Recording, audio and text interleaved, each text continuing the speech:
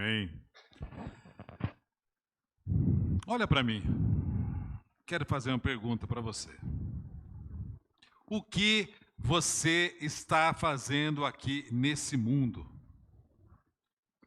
O que você está fazendo aqui nesse mundo? Jesus não falou que ele iria preparar lugar para a gente? Todo lugar que Jesus prepara é maravilhoso.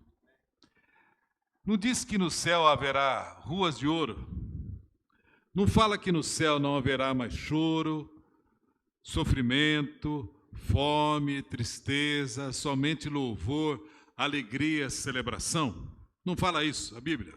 Então, o que nós estamos fazendo aqui nesse mundo? Por que nós ainda não fomos arrebatados e estamos naquele forró celestial eterno?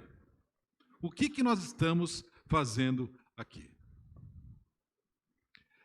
O ano passado nós tivemos como tema, durante o ano, fortalecer para alcançar. Entendíamos em Deus que pelos mais diversos motivos, depois da pandemia e depois de momentos difíceis que nós tivemos como igreja, era necessário fortalecer. Foi esse o alvo e, graças a Deus, entendemos que ele foi alcançado. Esse ano, continuamos fortalecendo, mas o objetivo é alcançar. E o alcançar vem pela nossa missão de igreja, de ser uma igreja missional. Ser igreja é ser missional. Ser igreja é estar em missão. A semana passada, nós fomos muito abençoados com o testemunho da Belinha, e ela falou exatamente isso, que todos nós somos missionários. Alguns podem estar no transcultural, outros aqui no urbano, mas todos nós estamos em missão. Então, significa que todos nós somos missionários. Então, fica ligado, presta atenção que eu vou perguntar aqui. Quem é missionário aqui, levanta a mão. Eu estou. Se você tem uma missão com Deus, você é um missionário. E eu queria falar um pouco sobre essa questão de ser igreja em missão. Ser uma igreja missionária refere-se ao modo que cada cristão encara e vive sua vida integrada a esse propósito de missão. Por quê? Porque se há cristãos que não encaram que estão aqui neste mundo com uma missão, não tem propósito. E se alguns entendem que têm uma missão, mas não fazem nada em relação a isso, do ponto de vista intencional, não cumpre o propósito de Deus. Ser missional é mais do que pensar em trazer as pessoas à igreja. Isso é bom. Mas ser missional é entender de que nós estamos levando Cristo ao mundo. Não é esperar que as pessoas venham, mas o cumprimento do ide. Ide é uma ação do ir. Quando levamos Cristo através da presença da igreja, nos nossos mais diversos relacionamentos, em alguns eventos específicos, mas principalmente fazendo com que cristãos tenham uma ação intencional e essa consciência de que as pessoas que Deus colocou no nosso caminho é para que eu a leve ao caminho. Se ela vai se converter ou não, aí é uma questão do Espírito Santo. Mas a minha parte é ter uma ação intencional, no sentido de que é o porteiro do seu condomínio, é o motorista do Uber que você pega, é o seu colega de faculdade, são as pessoas que trabalham à sua volta, são os seus vizinhos, ou seja, há uma série de pessoas que vivem ao nosso derredor e não é aleatoriamente. Deus tem um propósito com isso. O problema é que começamos a viver a vida aleatoriamente, como se nada disso tivesse um propósito. E esquecemos esse propósito de Deus. E oportunidades que surgem ao nosso lado não são aproveitadas porque não estamos ligados que estamos em missão. Você pode estar trabalhando, estudando, fazendo o que for, mas Deus está te colocando aonde você está hoje, com uma missão. Deus tem uma missão para você. E se a gente não tem essa consciência, conforme eu falei, vivemos aleatoriamente. E quais são os objetivos de Deus? Eu pergunto para a sua vida. Quais são os objetivos de Deus para a sua vida? Você poderia me responder? Quais são os objetivos de Deus para a sua vida? Quais são os objetivos de Deus para nós como comunidade, como igreja? E é sobre isso que eu gostaria que a gente trocasse uma ideia nesta manhã, sobre alcançando os objetivos de Deus. Alcançando os objetivos de Deus. Primeiro objetivo, não está indo aqui. Primeiro objetivo, que todos os homens e mulheres conheçam a Jesus como Senhor. Veja bem, não é a Jesus, é a Jesus como Senhor, porque João capítulo 3, versículo 16, diz assim, acho que você tem que ir, Belinha, Isabela, por isso. Porque Deus amou o mundo de tal maneira que deu o seu Filho unigênito para que todo o que nele crê não pereça, mas tenha a vida eterna. Eu sei que todo mundo conhece esse versículo. Esse versículo é um resumo da Bíblia. Deus amou o mundo de tal maneira que deu o seu único Filho para que todo o que nele crê. O que é crer em Deus? Uma pesquisa recente mostrou que 85% dos paulistanos creem em Deus. Opa, então significa que a gente só tem 15% para alcançar? Seria bom, né? Mas não é isso. Crer em Deus é muito mais do que simplesmente acreditar numa visão cósmica de um ser. O crer que ele está falando é crer em Jesus como Senhor, como aquele que domina, é aquele que governa sobre a nossa vida. Então, que todos os homens e mulheres conheçam a Jesus como Senhor. Outro versículo, 2 Pedro 3,9, diz assim: o Senhor não retarda a sua promessa, ainda que alguns a julguem demorada. Pelo contrário, ele é paciente com vocês, não querendo que ninguém pereça, mas que todos cheguem ao arrependimento. Uma das grandes questões que leva a igreja a perder muito tempo é em discussões sobre se a posição é arminiana, se é uma posição calvinista. A gente, às vezes, gasta muito tempo discutindo esse tipo de coisa e não é prático em relação a isso. Eu tenho minhas convicções, acredito na graça irresistível de Deus, mas esse versículo mostra que, independente de qualquer coisa, Deus não fez ninguém para povoar o inferno. Deus não fez ninguém para povoar o inferno. O inferno foi criado para o diabo e seus demônios. Alguns, infelizmente, por não reconhecerem a obra redentora de Cristo, têm esse fim também. Por isso que a nossa parte é anunciar o Evangelho. E como diz ali, o Senhor não retarda a sua promessa. Ele é paciente, querendo que todos cheguem ao arrependimento. Isso tem que ficar claro, que esse é um propósito de Deus, que todo homem conheça a Jesus, que todos os homens tenham essa oportunidade.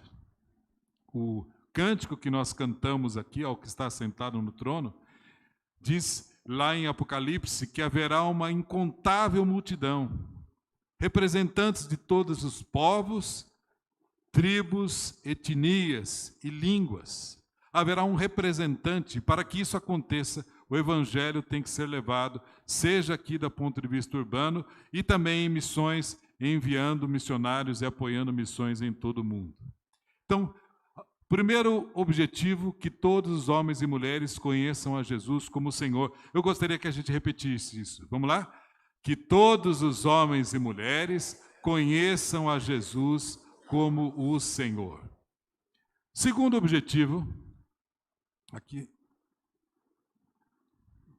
não está funcionando. Tem que passar aí, aqui não está pegando. que todo discípulo seja formado à imagem de Cristo. Colossenses 1, 27 e 28 diz assim: a estes Deus quis dar a conhecer a riqueza da glória deste mistério entre gentios, que é Cristo em vocês, a esperança da glória. Este Cristo nós anunciamos, advertindo a todos e ensinando a cada um em toda sabedoria, a fim de que apresentemos cada pessoa perfeita em Cristo. O judeu tinha uma ideia de um Deus longe, um Deus com quem ele não tinha uma proximidade. Chega Jesus com uma mensagem da redenção, vivendo entre os homens como Messias enviado. E Paulo fala assim: este Deus quis a conhecer a riqueza da glória deste mistério entre os gentios. Qual era o mistério? Cristo em vocês. Isso para o judeu era muito para a cabeça. Como assim? Se Cristo é Deus e Cristo em mim, um Deus que habita dentro de mim. É a única religião do mundo de um Deus que habita dentro. E como Cristo habita? Através do Espírito Santo. Cristo em vós. Você já imaginou que dentro de você, através do Espírito Santo, há Cristo, há a presença de Deus? Não é somente uma questão fora.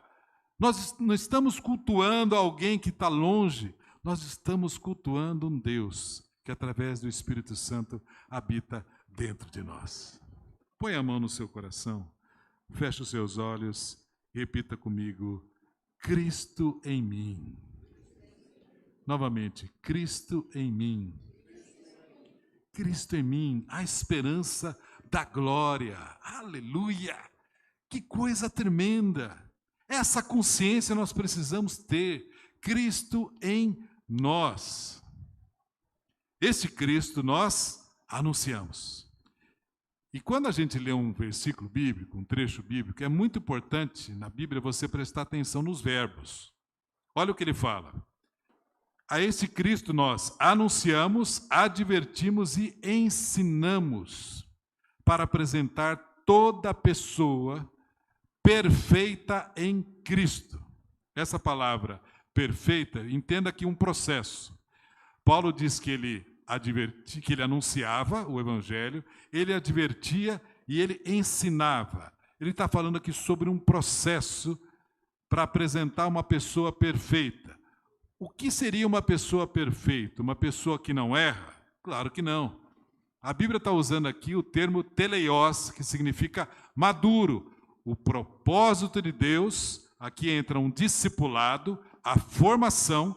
O propósito de Deus é mais do que nos levar ao céu. O propósito de Deus é que eu seja formado à imagem de Cristo.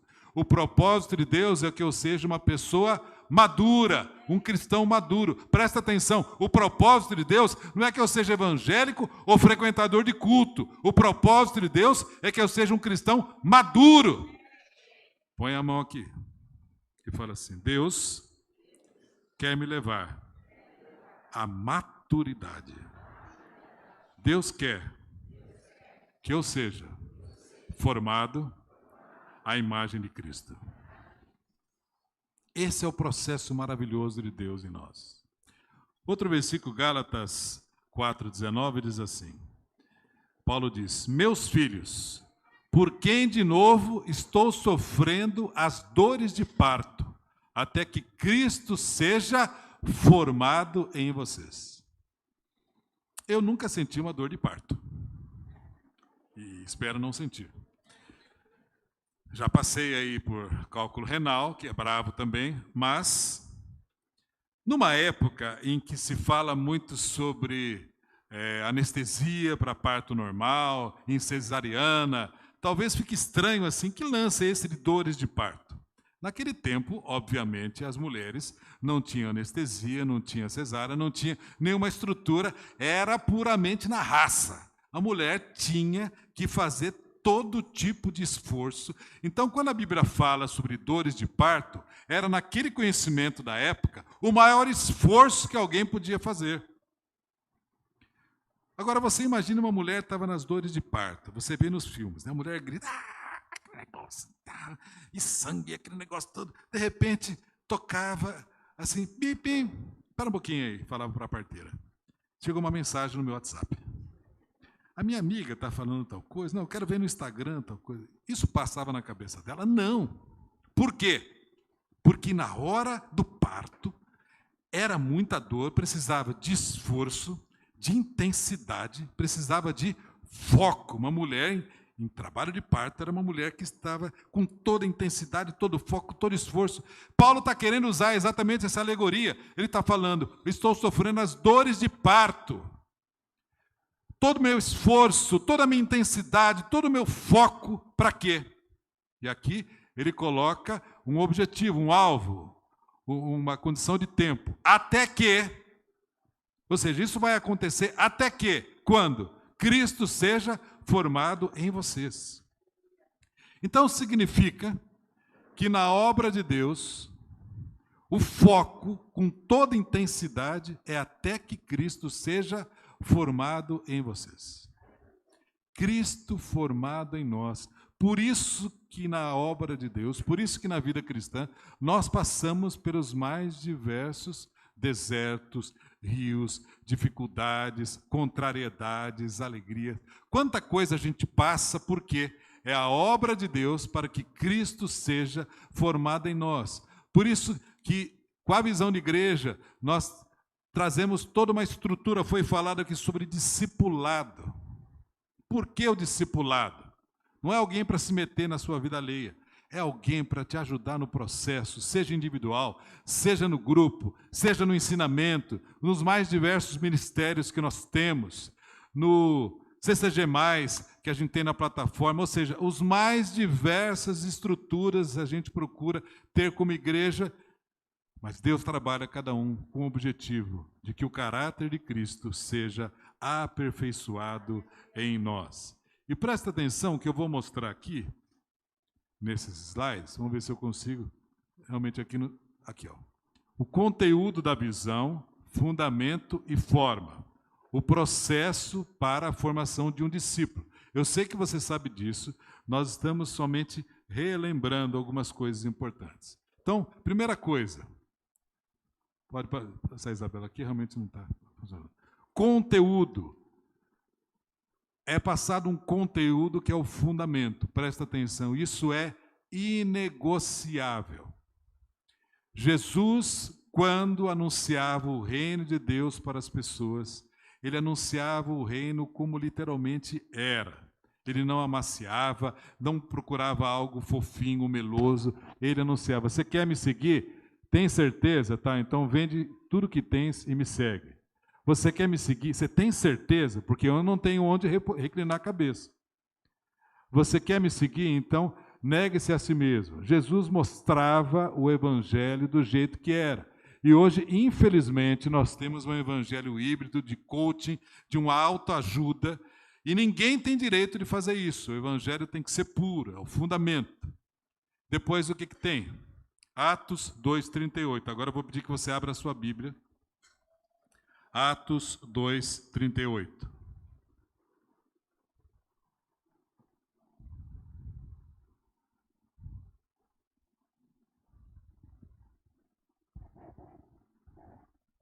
Diz assim, Pedro falando para a multidão: arrependam-se e cada um de vocês seja batizado em nome de Jesus Cristo para a remissão dos seus pecados e vocês receberão o dom do Espírito Santo.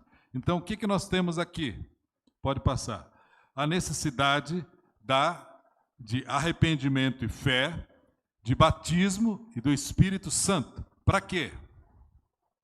Para a porta. A porta é a necessidade do batismo. Para o batismo você precisa de fé e arrependimento. E você recebe o dom do Espírito Santo. E o que nós temos depois? O querigma, a proclamação de Cristo. Para que alguém se arrependa, a mensagem tem que chegar a ela. A igreja precisa do quê? Da querigma. O que é querigma? É proclamação do evangelho. É a nossa parte, proclamarmos o evangelho. Abra sua Bíblia comigo em Romanos 10, 13 a 15. Não vai passar não, essa você vai abrir. Romanos 10, 13 a 15.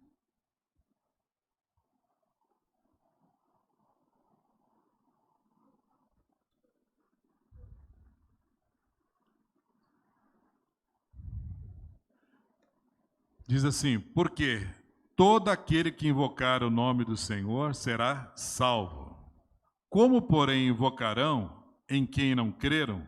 Como crerão naquele de quem nada ouviram? Ou como ouvirão se não há quem pregue? E como pregarão se não forem enviados? Como está escrito, quão formosos são os pés dos que anunciam coisas boas. Então, esse é o papel da igreja, é a proclamação do evangelho. Não pode ser um evangelho para dentro da igreja, tem que ser exatamente esse evangelho proclamado. E o que mais nós temos? Das mais diversas formas.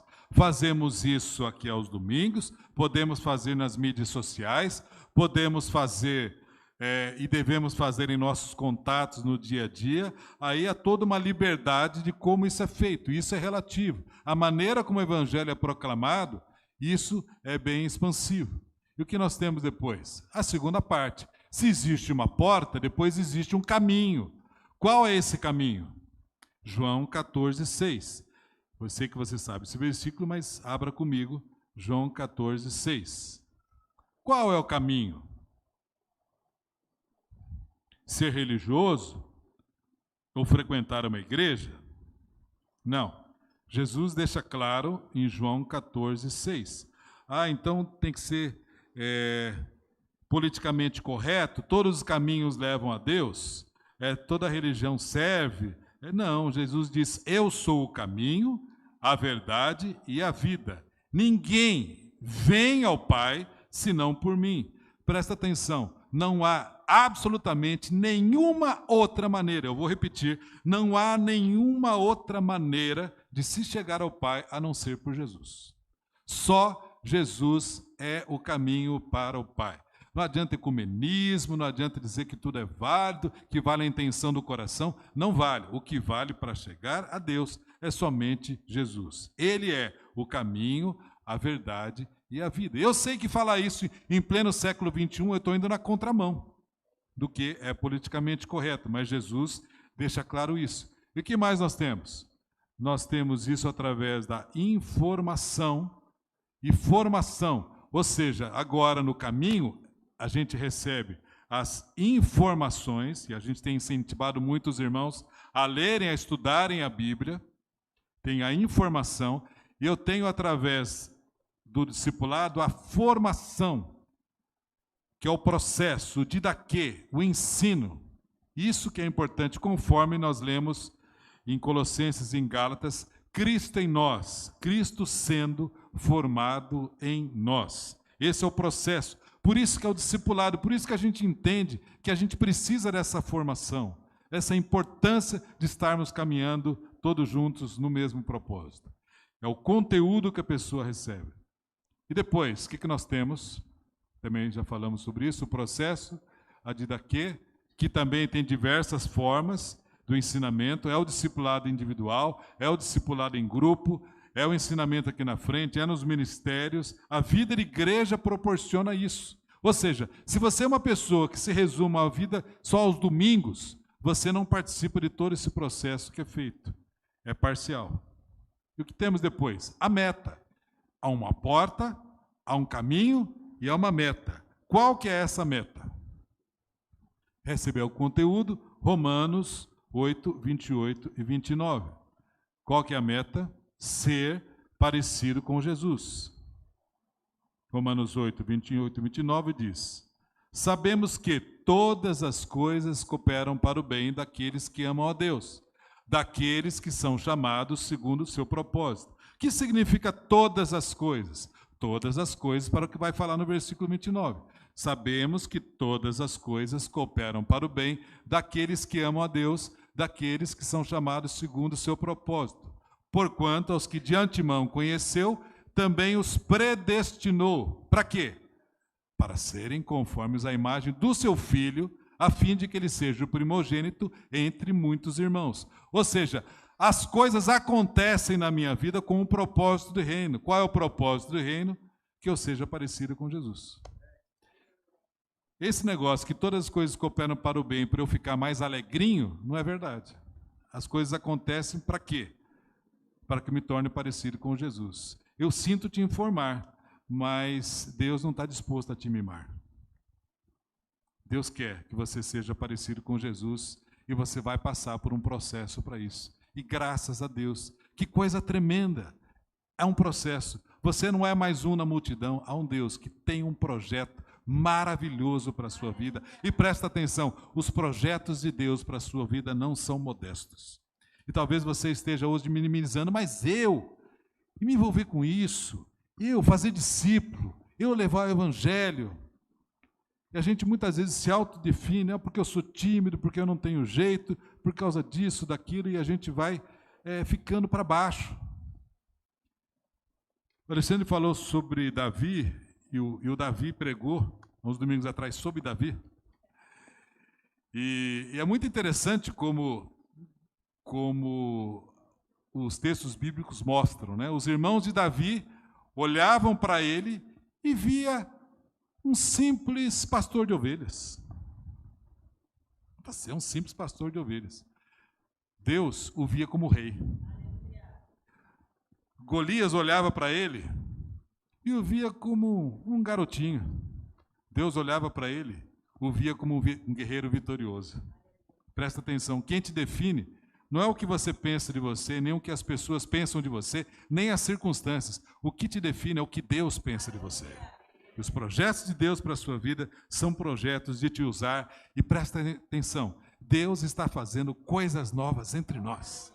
Deus está fazendo coisa nova entre nós. Na vida de quem Deus está fazendo coisa nova? Eu vou levantar as duas. Eu quero mais. Você quer mais? Eu quero mais. Eu não estou satisfeito com a minha vida espiritual. Eu quero mais experiências com o Senhor. Eu quero crescer no conhecimento dEle, mais santidade. Eu sei que Deus tem muito para trabalhar na minha vida. Mas estamos em obras e Deus está trabalhando e está fazendo coisa nova. Indo para o terceiro propósito, o terceiro objetivo de Deus para nós, é que todos os discípulos formem uma só irmandade, uma família. E aqui tem que ficar muito claro que a nossa visão é de comunidade. A nossa visão não é de ajuntamento, de um lugar em que você entra e saia só para assistir culto, mas aqui esse é um local de sua confissão de fé, de família, de relacionamentos. Em Efésios 2,19 diz assim: assim vocês já não são mais estrangeiros e peregrinos, mas concidadãos dos santos e membros da família de Deus. Dá uma olhada nessa irmandade interessante perto de você. Olha aí para cima. É irmandade. Tem uns caras diferentes, fala a verdade, né? Tem uma turma diferente. Mas Cristo nos uniu. Somos uma só família. Não somos gente que assiste, vamos lá assistir a missa. Não, nós somos pessoas de uma mesma família. E para isso é necessário alguns elementos para vivermos como família. Por quê? Porque só vindo aqui aos domingos, a gente olhando na nuca um do outro, a gente não consegue isso. É necessário uma intencionalidade no estar juntos. Olha aqui que eu vou te falar. A pandemia nos acostumou a gente ficar mais separado. A pandemia nos acostumou a gente, cada um vivendo ali tranquilo, vai lá, assiste sua série, você come sua pizza, você faz isso, fica ali no seu grupinho. Nós precisamos de intencionalidade. Mas eu não sinto falta. Deveria sentir, está vendo? Essa é a grande questão. Nós somos família. Não estamos aqui simplesmente para assistir uma missa junto, nós temos relacionamentos. Quais são esses elementos? Quais são eles? Primeiro, relações sadias e abertas. Deus quer que tenhamos relacionamentos sadios e abertos. Intencionalidade, marcar para o irmão, tomar um café junto, estar junto. Mas eu não sei cozinhar, não tem problema, nem todo mundo sabe cozinhar tão bem quanto eu. Mas o que é importante? A atitude, eu quero tomar um café, pegar um bolo, isso é importante. Se isso não for provocado, não acontece. Tem que ser provocado. Segundo, honrando um ao outro. Está na hora da gente parar com coisinhas. Eu não gostei muito daquele irmão lá, que ele fez, não quero cumprimentá-lo. Ele passa por mim nascer. O outro lá, isso, que não convida aquele outro para isso. Temos que honrar um ao outro. Não temos que estar juntos porque pensamos igual todas as coisas. Estamos juntos como família. Na família a gente pensa igual tudo? Não, mas continuamos juntos como família. Estimulando um ao outro. Estimulando um ao outro. Aquele irmão que está passando uma dificuldade, uma luta, você está junto do lado dele e rejeitando toda tentativa de divisão, porque quem inspira a divisão é o diabo. Então, rejeitando toda tentativa de divisão. E o último ponto, o último objetivo de Deus, que todos os discípulos sejam fatores de influência na sociedade. Que todos os discípulos sejam fatores de influência na sociedade. Mateus 5, 13 a 16 diz assim: Vocês são o sal da terra. Ora, se o sal vier a ser insípido, como lhe restaurar o sabor? Para nada mais presta, senão para lançado fora, ser pisado pelos homens. Vocês são a luz do mundo. Não se pode esconder uma cidade situada no alto de um monte. Nem se acende uma lamparina para colocá-la debaixo do cesto, mas num lugar adequado, onde ilumina bem todos os que estão na casa. Assim brilhe também a luz de vocês diante dos outros, para que vejam as boas obras que vocês fazem e glorifiquem o Pai de vocês que está nos céus. Jesus não está falando que nós podemos ser o sal da terra. Jesus disse que nós somos o sal da terra. O sal, ele é preservador, o sal tem que dar sabor. Mas se o sal não der sabor, para o que mais lhe resta? Ser pisado pelos homens. Naquele tempo, eles traziam uma grande quantidade de sal do Mar Morto. Mas como o sal não tinha os processos químicos que tem hoje, a durabilidade do sal era pequena. E quando o sal não salgava mais, o que eles faziam? Eles jogavam nas escadarias do templo para que as pessoas não escorregassem quando estivesse chovendo, por exemplo, ao entrar. Por isso a Bíblia diz: nada mais presta, senão lançado fora, ser pisado pelos homens. A Bíblia diz que quando nós não ocupamos o nosso lugar de sal, quando a nossa presença não é preservadora, quando a presença do cristão não dá um outro sabor, sabe o que vai acontecer? Pisado pelos homens. Essa é a grande questão. Aí depois não adianta ficar reclamando: os evangélicos são perseguidos, o pessoal de esquerda, é isso, aquilo. Não, é porque a gente tem que ser luz, tem que ser sal, tem que dar sabor. A Bíblia diz que nós somos a luz do mundo. Ele disse: enquanto estou no mundo, sou a luz do mundo. Jesus não está mais fisicamente. Hoje ele está através da presença da igreja. E se você já esteve num local, como eu já estive, totalmente escuro, na hora que a gente liga uma lanterna, alguma coisa, é impossível esconder aquela claridade. Ela alumia aquele local. Assim, a presença de um cristão, ele é diferente. Por quê? Ele ilumina aquele local. Jesus diz assim também: brilhe a minha luz diante dos outros, a luz de Jesus em nós, através das boas obras. Boas novas com boas obras. Para quê? Para que os homens glorifiquem o Pai que está nos céus. Então, nós somos o sal da terra, nós somos a luz do mundo. O que a gente precisa é assumir essa postura. Pode passar um pouquinho para frente? Em Isaías 2, 2, 3 diz assim: nos últimos dias, nós estamos vivendo os últimos dias, o monte do templo do Senhor será estabelecido no alto dos montes e se elevará sobre as colinas, e para ele afluirão todas as nações. Muitos povos virão e dirão: venham, subamos ao monte do Senhor e ao templo do Deus de Jacó, para que nos ensine os seus caminhos e andemos nas suas veredas, porque de Sião sairá a lei e a palavra do Senhor de Jerusalém. A Bíblia diz sobre os últimos dias que os povos afluirão ao monte do Senhor e de Sião será a lei, sairá a lei. Israel teve esse propósito e não anunciou o testemunho do Senhor. E hoje nós, como novo Israel, somos o novo Sião de Deus. Sião, a igreja. Diz que nos últimos dias, agora com os gentios, de Sião sairá a lei e a palavra de Deus de Jerusalém. Ou seja, hoje, através da igreja, sairá o testemunho, o anúncio para todas as nações. E olha que interessante, diz que as multidões virão. Presta atenção, Deus está fazendo coisa nova.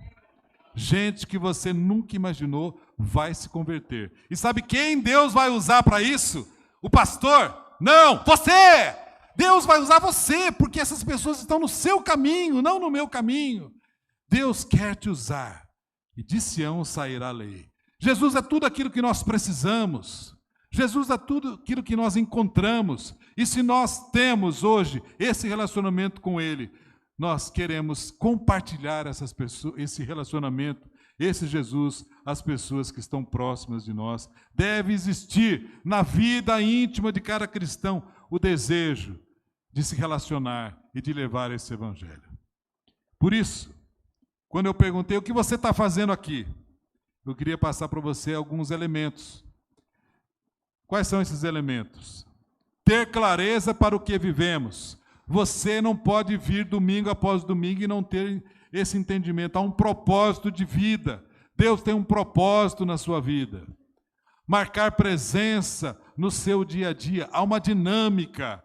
Deus quer nos usar com uma dinâmica. Na dependência do Espírito Santo, Deus coloca em nossa vida improváveis situações, circunstâncias, para que nós, como cristãos, façamos diferença. Porque isso vem através de uma vida com Deus, vem através de uma vida de oração. Porque quem ora tem sempre o que contar.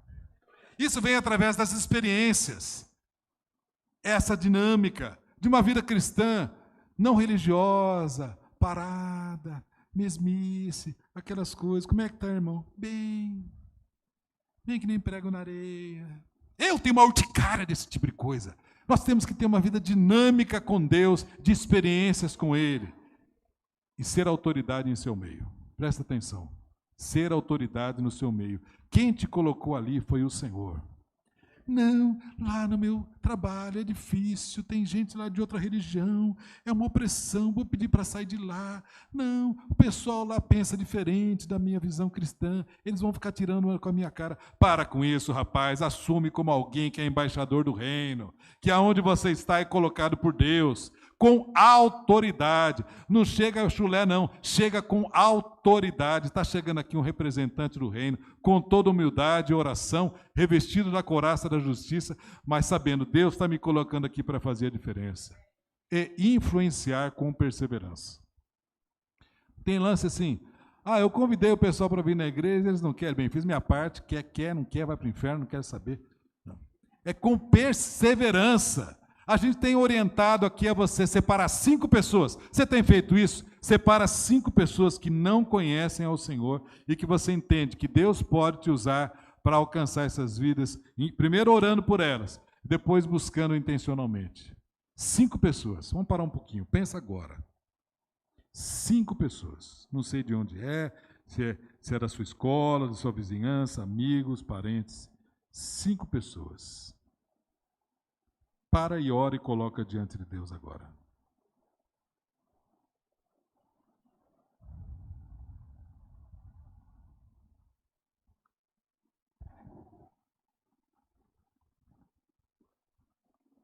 Colocou essas pessoas diante de Deus. Porque se você sequer ora por ela, como alcançá-las?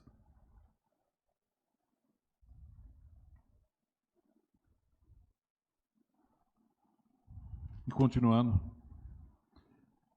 a necessidade que nós temos como igreja de não sermos uma igreja introvertida. A igreja tem que ter influência. Mas se a igreja não tem influência, ela fica introvertida, dedicada ao gozo eterno, ou seja, maranatando. Estou aqui, estamos aqui esperando Jesus voltar, enquanto o mundo vai se perdendo. ocupada com muito ativismo. É legal a gente marcar e precisamos de várias atividades, mas sem entrar no ativismo. Sem isso ocupar o nosso tempo, de tal maneira que você não tem tempo para você se relacionar com seu vizinho, com seus amigos. A igreja não pode estar com ativismo, a igreja não pode perder o seu propósito. E conflito de relacionamentos. A igreja introvertida é mais difícil de pastorear, porque a gente fica voltando para dentro. Aí começa com briguinhas. Aquela irmã, não quero saber daquela irmã, ela usou um vestido igual ao meu na festa. O outro lá fez isso, o outro fez aquilo. A gente começa a perder propósito em conflitos de relacionamento por coisinhas pequenas, porque falta um alvo para fora. E fica 90% ocupada consigo mesma. Na realidade, a igreja tem que estar impactando o mundo. Quais são os 3 pilares que hoje são usados na sociedade para controle? Educação, lei e meios de comunicação. São os 3 pilares que você controla a sociedade. Hoje, esses 3 pilares são totalmente ocupados por gente que não conhece a Deus. Por isso a gente tem essas aberrações.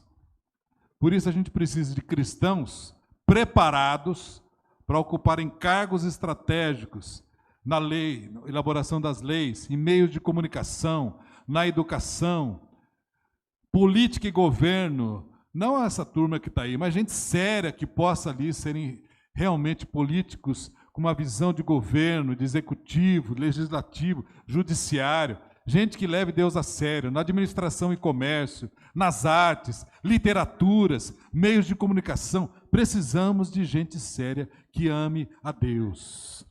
A igreja influenciando. Eu te pergunto agora, como você está vivendo a sua vida cristã?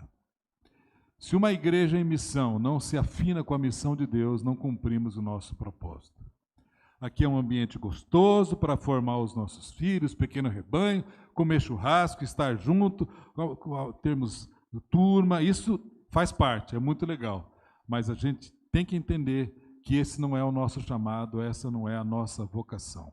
E se a gente não tem uma visão de missão, a gente passa a ter uma visão consumista de igreja. Gosto disso, gosto daquilo, não gosto desse louvor, escolho o pastor que vai pregar, quero isso, quero aquilo, uma infantilidade. Por quê? Porque falta exatamente uma missão de visão. Então nós, como igreja, precisamos tirar qualquer visão consumista. Deus já nos capacitou com dons, talentos e aptidões para isso. Esta semana, um resultado do censo do IBGE, realizado o ano retrasado, mostrou que no Brasil existem mais templos religiosos do que estabelecimentos de educação e saúde juntos.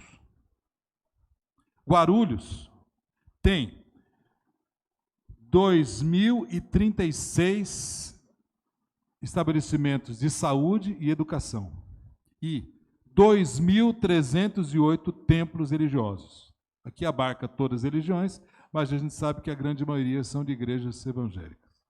Ou seja, existe um vazio do poder público, ainda com poucos estabelecimentos de educação e de saúde. Há um déficit muito grande. Porém, fica claro que a resposta não é simplesmente abrir mais igreja, mas que as igrejas cumpram a sua missão. Porque o que adianta a gente ter cada vez mais igreja, mas não diminui a violência, não diminui o número de divórcios, não diminui a miséria? Porque a igreja não está fazendo a diferença. Então nós precisamos discernir o momento em que vivemos. E qual é o propósito de Deus nesse capítulo da história para a gente como igreja? Que não é ficarmos aqui nos rastafelando com as nossas gostosas e abençoadas reuniões. Isso faz parte. Mas há um propósito de Deus para que você e eu, nós como igreja, façamos a diferença onde lá fora. Por isso, ainda estamos aqui. Para que nós sejamos igreja. E a palavra igreja vem do grego eclesia, significa chamados para fora.